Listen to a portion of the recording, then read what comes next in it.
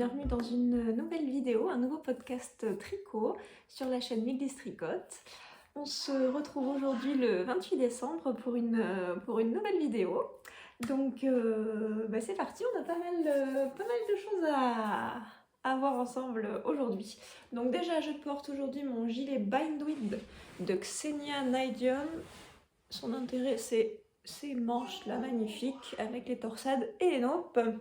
Voilà, et puis il y a aussi la torsade, donc le long de l'encolure. Je lui ai mis une petite broche aujourd'hui pour l'accrocher joliment. Voilà.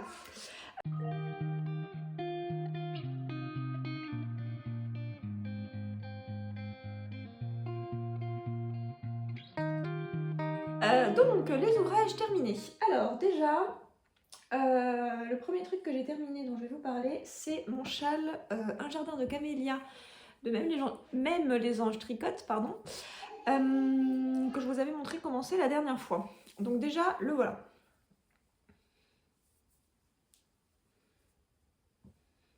Comme vous pouvez le constater, c'est pas à ça qu'il est censé ressembler, puisque j'ai eu des problèmes de tension. Voilà. Donc déjà, on va commencer par parler des laines. Le coloris principal, là, c'est de la laine de chez Ophildorus. Et c'est son coloris Sinaï. Voilà.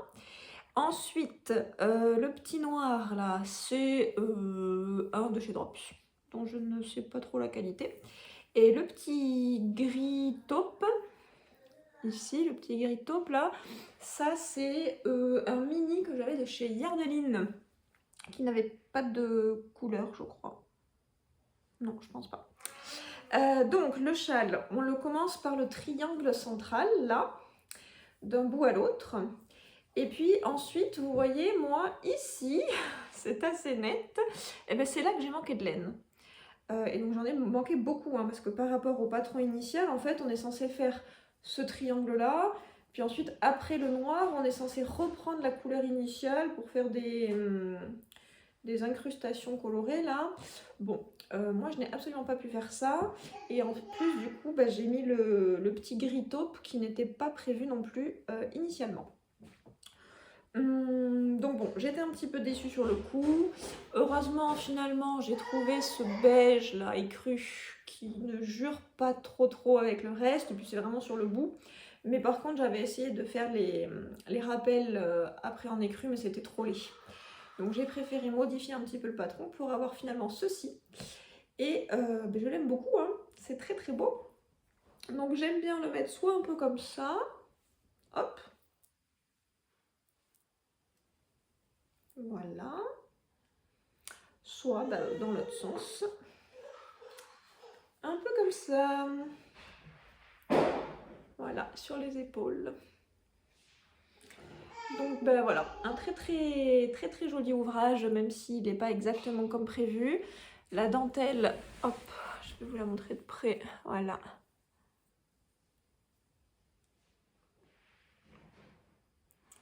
La dentelle est vraiment très belle. Donc là, en fait, c'est censé être des camélias, hein, je suppose. Là, on a une feuille. De l'autre côté, on a une autre feuille. Et puis au milieu, il y a une fleur là. Puis il y a une fleur aussi là sur le côté. Donc c'est très beau. Toute cette partie là du triangle, c'est du point mousse. Voilà. Donc ma foi, même si c'est pas exactement ce que c'était censé être, c'est très beau et j'en suis très contente. Alors j'avais fait j'avais utilisé les aiguilles en taille recommandée par le patron, 3,25. Mais je dois avoir une tension qui est très différente de celle de même les anges tricotent. Bon, c'est pas très grave, j'en fais clairement pas une maladie. C'est vrai que sur le coup j'étais un petit peu déçue, mais en fait je l'adore comme ça, donc ma foi, je le porte et j'en suis très contente. D'ailleurs, tiens, hop, je peux le garder un peu peut-être. Voilà, donc ça c'est pour mon châle Un jardin de camélias. Ensuite, je vous avais montré aussi que j'avais commencé la dernière fois des chaussettes avec le kit Les deux font la paire de The Woody Skein dans son coloris Réponse. Et donc, voilà les chaussettes terminées. Donc c'est un modèle que j'ai fait moi-même. J'ai utilisé pour en haut là une dentelle japonaise que j'ai modifiée. Donc ça, dans mon esprit, c'est la chevelure de réponse, où elle a des tresses bien collées, machin, des petites perles dans ses cheveux, etc. Donc sa chevelure très bien faite. Ensuite, elle a sa robe en rose, le haut de la robe, le corsage, peut-être un peu à effet smoke, etc. Vous voyez, bien près du corps. Et puis ensuite, le reste du pied, j'ai juste fait du jersey en droit pour une robe un peu plus simple sur le bas, on va dire. Pour ce qui est du talon, j'avais fait un Fish Lips Kiss Heel. Donc c'est la deuxième fois que je faisais ce talon-là, mais pour la première paire de chaussettes que j'avais faite, il s'avère que je l'ai donné, donc je ne l'ai pas porté. Et celui-là, je l'ai porté et j'aime bien le Fish Lips Kiss Heel. C'est confortable, en plus c'est assez facile à faire, hein, il n'y a pas de grande difficulté. Donc ouais, j'aime ce talon. Alors c'est un modèle qui est payant et qui est en anglais. Donc c'est 2 € je crois. Mais il est vraiment très bien, j'aime beaucoup. Si jamais vous n'êtes pas satisfait du talon que vous faites habituellement, n'hésitez pas à l'essayer parce qu'il est très chouette. Alors moi j'aime pas trop les talons en rang raccourci parce que je trouve que ça fait toujours des trous en fait, hop, sur le côté par là. Mais avec ce talon là, vous voyez, il n'y a pas de trou. Voilà, la belle chaussette. Une fois que je l'ai sur moi... Oh, pardon, j'ai bien failli vous donner un coup de pied. Donc voilà, j'ai utilisé tout le jaune pour ça. Et du rose, par contre, il m'en reste un petit peu. Donc je sais pas trop ce que j'en ferai, mais il me reste du rose et il ne me reste plus de jaune. Donc vous voyez, j'ai bien fait les 2 chaussettes absolument identiques, hein, bien évidemment. Et je les ai bloquées. Enfin, je les ai bloquées. Je les ai laissées sécher à plat, hein, calmons-nous. Donc ouais, j'aime beaucoup. Cette laine là de chez The Willis Kane, elle est très douce, hein. Puis vous avez vu la couleur là, oh, ce rose, c'est incroyable, les détails. Ah oui, je suis pas au même endroit que d'habitude alors. Je sais pas trop comment vous avez la lumière là. Voyons si je me mets là. Ouais, là c'est un peu mieux je crois. On voit bien là la couleur. On voit très bien même. Donc ouais, je suis très contente de cette petite paire de chaussettes que je porterai chez moi tranquille le soir quand j'ai froid aux pieds. Donc ça c'est le deuxième truc que j'ai fini. Ensuite, j'ai en quelque sorte fini un truc, mais pas vraiment. Hop, je vous montre ceci. Donc ceci est un pull Lady Downton de Triple L de Mag. En fait, ce pull là, je l'ai fait il y a déjà quelques années. Avec ce fil là qui est un Memo Sock de chez Madeleine et Philibert en coloris Alicante, en fingering. Sauf qu'en fait, je l'avais fait ce pull et je n'en étais pas entièrement satisfaite. J'avais des trucs qui ne me plaisaient pas, donc je l'ai modifié. Alors là, tout de suite, je vais vous mettre un extrait vidéo que j'avais fait avant la modification pour que vous voyez à quoi ça ressemble et dans lequel je vous expliquais quels étaient les points qui ne me plaisaient pas. Donc à tout de suite. Alors YouTube, me voilà avec mon Matilda Sweater avant les retouches. Donc quels sont les problèmes? Problème numéro 1, regarde l'encolure, c'est beaucoup trop large. Donc il faudrait resserrer un peu tout ça. Et ensuite, c'est un pull qui est large. C'est la construction qui veut ça, il est large sur le corps avec une manchure qui tombe quand même assez bas. Mais du coup, eh bien, je trouve qu'il était un petit peu trop long. Tu vois, il m'arrive là à l'entrejambe. Donc pour bien faire, il faudrait le raccourcir d'au moins 15 cm, je pense. Il faudrait qu'il arrive à peu près comme ça, quoi. Donc voilà. Allez, on se retrouve après modification. Retour au direct. Donc voilà le pull après modification. Ok. Donc vous voyez, je l'ai beaucoup raccourci. Et je lui ai refait des côtes de deux en bas qui sont un petit peu plus longues que celles que j'avais avant. Et ce que j'ai fait aussi pour l'encolure, c'est que j'y ai fait des mailles au crochet. Alors je sais pas si je vais arriver à vous montrer. Ouais, peut-être que vous arrivez à deviner. Là, en fait, j'ai fait une ligne de maille coulée au crochet ici, derrière, sur le haut de l'encolure. Là où il y avait les dentelles, j'en ai pas refait. Et j'en ai refait une ligne ici de maille coulée, hop, sur le devant en fait, de chaque côté. Et je trouve que ça rend pas trop mal. Je vais le passer pour vous montrer que ça rend pas trop mal. Enfin, en tout cas, j'en suis contente. Hop, j'essaie de ne pas me piquer avec ma broche. Diane est en train de manger avec son père. Et de toute évidence, il est trop lent à lui donner à manger. Hop là. Alors, est-ce que j'arrive à l'enfiler ce truc? Ouais. Alors, est-ce que j'arrive à me lever ici? C'est pas gagné d'avance, hein? Hop. Attendez, je vous tourne encore, hein. Excusez-moi. Bienvenue chez les déménageurs bretons, mais j'ai pas trop de recul en fait, vu que je me suis installée dans mon canapé. Voilà. Bon, vous voyez pas ultra bien. Mais donc, on a toujours donc, cette emmanchure qui est très basse, mais ça c'est le modèle qui est fait ainsi. Par contre, du coup, entre l'emmanchure très basse, le fait qu'il était un peu large et qu'il était très long, c'était laid. Donc là, finalement, vous voyez, il retombe quand même... alors là, j'ai un jean qui a cette taille haute, hein, mais il retombe beaucoup plus bas. Du coup, après, avec les côtes un peu longues, je trouve que au niveau du corps, ça rend bien. Et puis pour l'encolure, et ben là, hop. Alors certes, j'ai un débardeur, donc c'est relativement large, on va dire, comme encolure mon t-shirt dessous, mais enfin, ça rend bien, quoi. Il y a Diane qui est venue me faire un coucou. Voilà, ça rend bien. Donc je suis vraiment contente des modifications.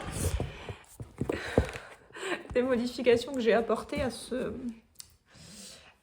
pull. Est-ce que j'arrive à vous remettre un peu droit? Ouais, très contente. Donc là, je vais le porter beaucoup plus maintenant, avec beaucoup plus de plaisir que je ne le faisais ces derniers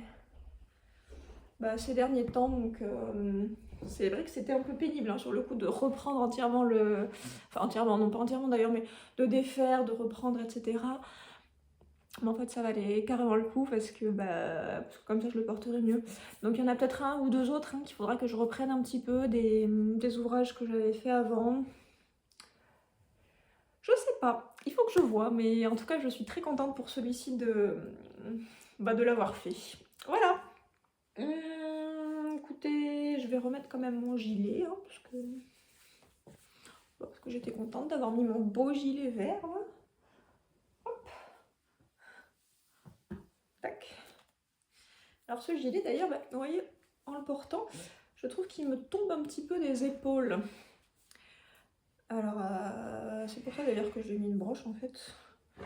Parce que comme ça, en l'accrochant un peu là, je me dis paf qu'il tombera probablement un petit peu moins. Je ne sais pas si j'ai raison. Paf. Pas facile à enfiler cette broche. Ok. Excusez-moi, hein, je me remets. Ok. Donc, ouais. Voilà pour ce magnifique pull Alicante. Alors, pull Lady Danton. Et en fait, c'est cette couleur-là, Alicante. Oh, je la trouve belle, mais je la trouve belle. Oh là là. C'est incroyable. Mais d'ailleurs, il y a beaucoup de couleurs hein, de chez Madeleine et Philibert qui me donnent très envie. J'espère qu'elle sera au... j'allais dire au congrès de laine, c'est pas tout à fait ça. Comment on dit déjà? Au festival, là. Au salon, voilà. Il va y avoir un salon dans la région bordelaise, donc ce sera la première fois que j'irai à un salon de laine, j'ai bien l'intention d'y aller. Et Madeleine et Philibert, elle est du bassin d'Arcachon, si je dis pas de bêtises, donc j'espère qu'elle sera présente. Il va y avoir plein de chouettes exposants hein, pour ceux qui habitent par là et qui seraient pas au courant qu'il y aura ça. C'est le week-end du 1er mars, et c'est en Gironde. Je sais pas vous dire exactement où. Le festival, ça s'appelle Entre deux laines. Et ouais, moi je suis super contente, ce sera la première fois que j'irai à un festival. J'avais voulu aller en fait, pour tout vous dire, il y a, alors pas cette année, il y a 2 ou 3 ans, avant de quitter Poitiers. Donc il y a 3 ans, j'avais voulu aller au Nitit, mais suite à une sombre histoire de problème de grève des avions, je n'étais pas de retour en métropole, J'étais en fait en Corse, donc la Corse ça fait quand même partie de la métropole, mais j'étais restée en Corse au moment où je devais aller, où j'avais envie d'aller au Nitit. puisque notre avion de retour vers Poitiers a été annulé. Bon bref. Donc toujours est-il que je ne suis jamais allée à un salon et que j'aimerais bien pouvoir y aller un jour ou l'autre. Je crois que Diane a prévu de détruire toute la maison. Maintenant qu'elle s'est bien nourrie. Oui, elle va détruire toute la maison de toute évidence. Enfin bon bref, passons à autre chose. J'ai encore plein de trucs à vous montrer, hein. J'en ai fait des choses déjà. Alors ça c'est pour Diane. C'est un tout petit truc trop mignon. Donc ça s'appelle le bonnet vert, je sais pas quoi. Attendez, j'ai pris des notes. J'ai pris des notes mais je ne l'ai pas noté. Peut-être que je l'avais fini la fois d'avant déjà en fait. Attendez. Je vérifie parce que j'ai attrapé ça au vol, mais si ça se trouve, je vous l'ai déjà présenté.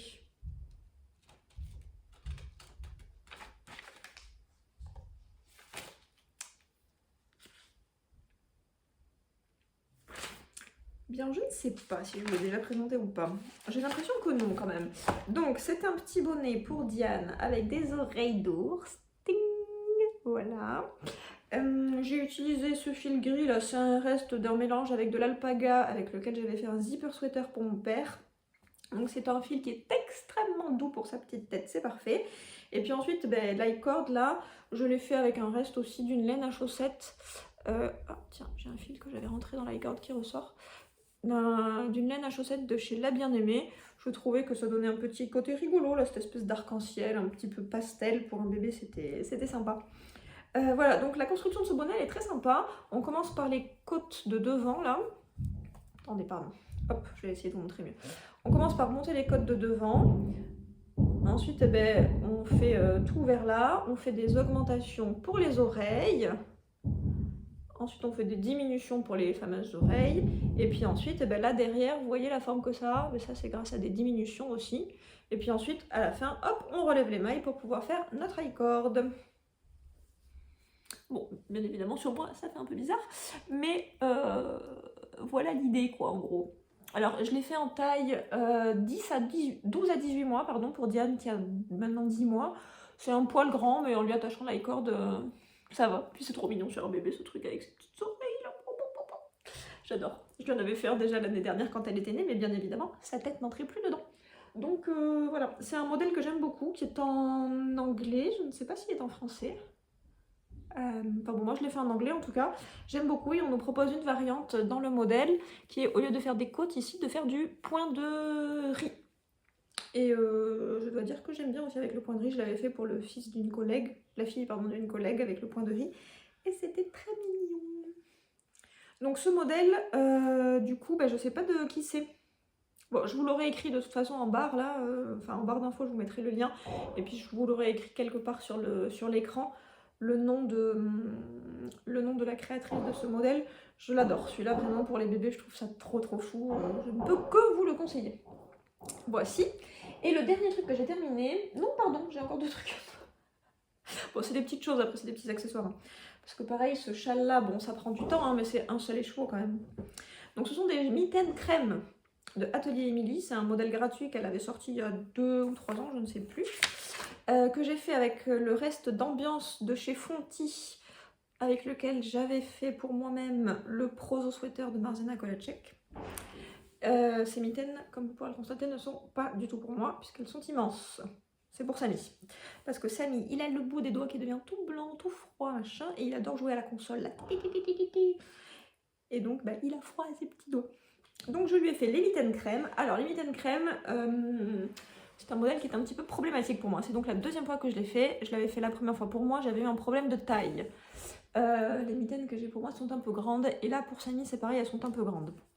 Donc, ce que j'ai fait, c'est que j'ai fait la taille 21,5 cm. Donc, c'est l'avant-dernière taille. J'ai fait les côtes avec des aiguilles bien plus petites que ce qui est recommandé. Ce qui me permet quand même que ça lui serre un petit peu le poignet. Et ensuite, je suis revenue à la taille d'aiguille recommandée qui est de 3,5. Mais ça faisait un peu trop grand, donc j'ai fait moins d'augmentation que prévu pour le pouce, pour retomber à peu près sur mes pattes, et qu'il n'ait pas non plus des trucs qui soient trop grands, quoi. Mais ma foi, il en est plutôt content, hein, finalement. Voilà, moyennant les quelques modifications que j'ai fait, bon, je les ai faites vraiment sur sa main, hein, finalement, et ça lui convient bien. En plus, ce fil-là, vous voyez... sur les mains. Il y a quand même beaucoup de frottement. Il n'a pas trop bouloché. Je sais pas si vous arriverez à voir. Il y en a quelques-unes ici, là, des bouloches, mais ouais, la qualité est plutôt pas mal. Donc voilà, un petit modèle avec lequel il faut être un petit peu vigilant quand même. Partez pas bille en tête, essayez-le au fur et à mesure si jamais vous voulez les faire parce que voilà, la taille n'est pas forcément ultra facile à adapter, on va dire. Mais sinon après voilà, c'est des codes de 2, là c'est du jersey en droit, là au bout il y a des codes de 2 à nouveau. Il n'y a pas de point difficile, hein. Pas de point difficile. Et donc le dernier truc, c'est mon bonnet. Mon bonnet Kobook de Kathleen Hunter. Tada! Oh non, vous voyez pas bien la couleur. Ah si, ça y est, vous voyez bien la couleur là. C'est une espèce de coloris écureuil. J'adore. Je vous montre. Donc le bonnet Kobook, c'était le dernier truc du Make Nine que j'avais fait pour moi-même en 2024. Enfin, j'avais pas partagé quoi les trucs que je voulais faire. Attendez, je vais mettre ma touffe là. Voilà. Donc il est comme ça. Est-ce qu'on voit quelque chose? Je sais pas si vous voyez. Hein. Cette couleur, j'aime beaucoup. Je trouve que ça me va bien. Donc, mes cheveux. Le fil, c'est de la Arwetta de chez Filcolana et de la Tilia, le mohair de chez Filcolana, tenus ensemble. Non, pardon, 2 fils de Arwetta et un fil de Tilia tenus ensemble. Le coloris, c'est 352. Donc c'est écureuil, hein, grosso modo. J'ai fait la taille SM. Ouais, adulte SM en aiguille 3,5 pour les côtes et 4 pour le corps du bonnet. On commence par en bas ici. Hop. Voilà. On fait des côtes torse. Semi-torse, pardon. On fait des côtes semi-torse. Et puis ensuite, eh ben, on commence à faire ces formes-là. Donc il y a des montagnes, hein, ici en bas, de toute évidence. Puis là, il y a comme de la neige. Voilà. Et c'est un bonnet avec à la fin une belle couronne de diminution. Voici, qui nous permet de terminer avec peu de mailles, hein, 8 ou 10, je ne sais pas, dans lesquelles on passe juste le fil. Et donc ça fait une belle finition. Ça fait une belle finition. Ouais. Donc je suis contente d'avoir fait ce bonnet que j'avais prévu donc de faire depuis début 2024 et il est enfin là. Donc ouais, c'est cool. Alors après cela dit, je pense que c'est pas fait pour moi d'avoir du mohair dans un bonnet. Parce que je trouve que ça me gratte un peu là. Alors que ce mohair là, le Tilia de Filcolana, je l'ai déjà utilisé, il est dans ce gilet là par exemple, et sur mes bras là par exemple, ça me semble très doux, ça me gratte pas du tout, ça me pique pas, hein, voilà, je l'apprécie énormément. Mais là sur le front, juste ici, ça a tendance à me gratter un peu au bout de quelques temps. Donc je pense que c'est que le mohair, c'est peut-être pas l'idéal pour moi sur la tête. Bon, après ça va, je le porte quand même. Hein. Mais oui, je n'en ferai peut-être pas beaucoup des bonnets avec du mohair dedans. Ok, donc voilà, hein, voilà tout ce que j'ai fini. Ça commence déjà à faire pas mal quand même. Je vous ai montré 1, 2, 3, 4, 5 trucs et demi. J'ai pas chômé ces derniers temps. Bon, après, c'est des petits ouvrages, mais voilà. J'avais pas envie de faire des gros trucs à ce moment-là. C'était pas l'idée. Ok, donc on fait une petite pause pour que je sorte mon ouvrage en cours et je reviens.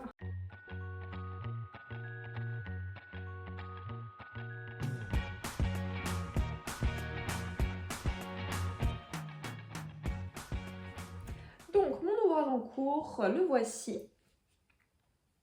C'est le pull Kaga de Hand Knit Life. Ouais, c'est ça.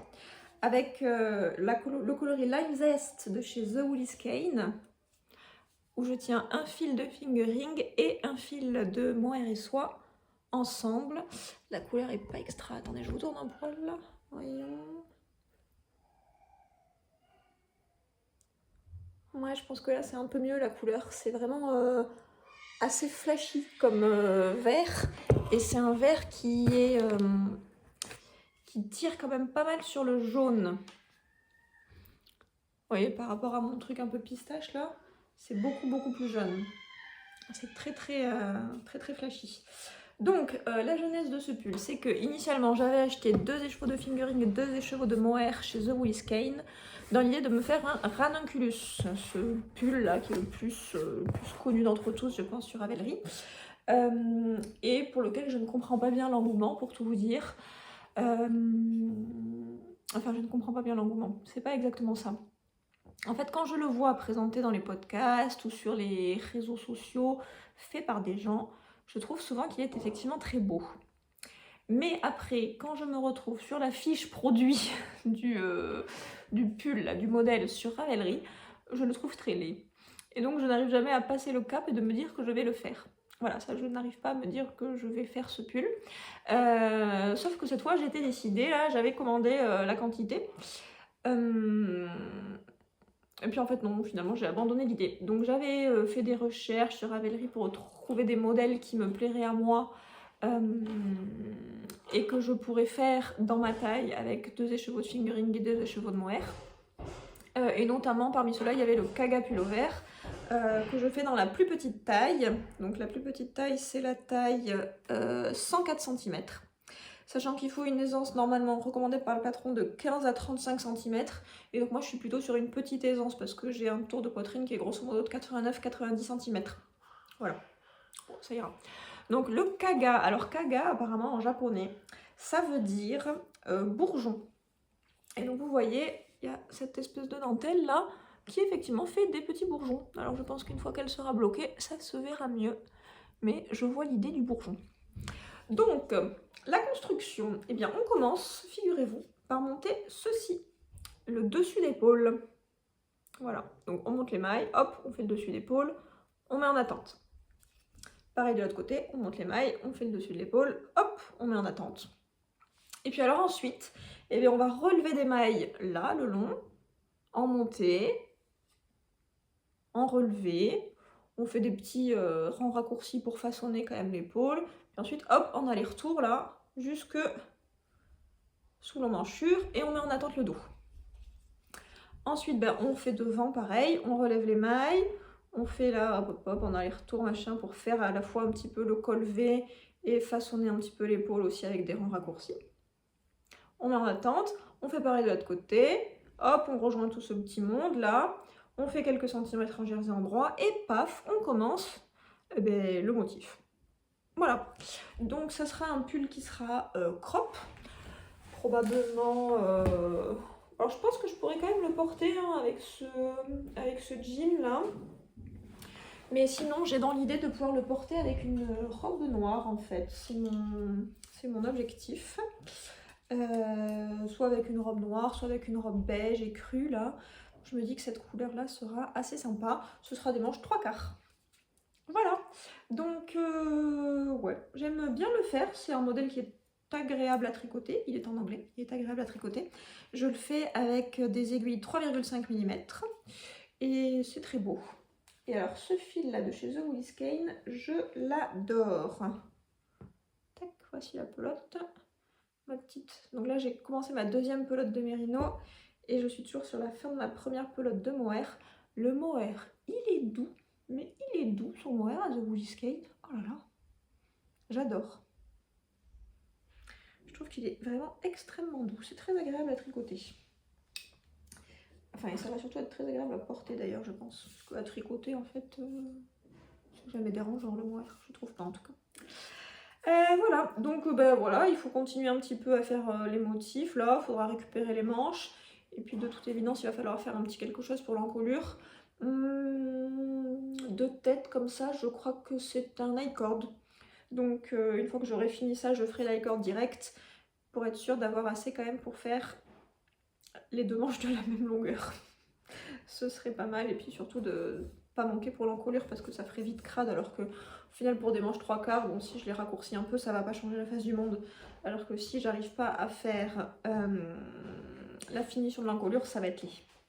Voilà voilà, donc ça c'est mon ouvrage en cours. Et coucou Tinou. c'est mon ouvrage en cours que je vais continuer gentiment. Hop. Et puis ben, on va pas parler d'ouvrage à venir aujourd'hui parce que je prévois une vidéo spéciale pour ça, dans laquelle je vous parlerai de tous les trucs que je rêve de faire pour l'année 2025. Donc cette vidéo s'achève ici. J'espère que vous passez de très bonnes fêtes de fin d'année pour les personnes à qui ça plaît, que pour celles à qui ça ne plaît pas, vous passez un bon mois de décembre tout de même. Voilà, je vous souhaite donc une belle fin d'année 2024 et puis je vous dis à bientôt pour une prochaine vidéo de tricot. Au revoir, bisous.